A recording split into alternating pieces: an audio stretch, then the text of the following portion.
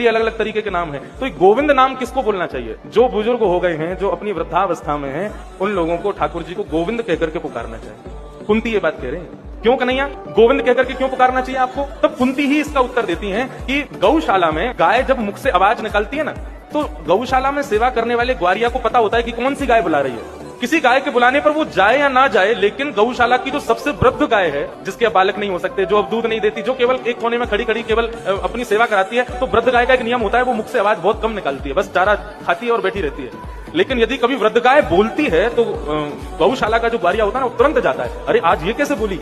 ठीक उसी प्रकार हे कन्हैया, ये पूरा जो पृथ्वी है ना, ये तुम्हारी गौशाला है और यहाँ पर इतनी सारी गायें हैं, सब तुमको पुकारते हैं, लेकिन तुम जाओ ना जाओ कोई गारंटी नहीं। लेकिन यदि तुमको कोई गोविंद कहकर के पुकारता है तो तुमको लगता है कि कोई आर्त भाव से पुकार रहा है, कोई अतिवृद्ध मुझे पुकार रहा है, तो अतिवृद्ध के भाव से तुम गोविंद नाम सुनकर के दौड़े चले आते हो। इसलिए मैं तुमको गोविंद कहकर के पुकार रहा हूं। एक प्रकार से कह दूं तो कोई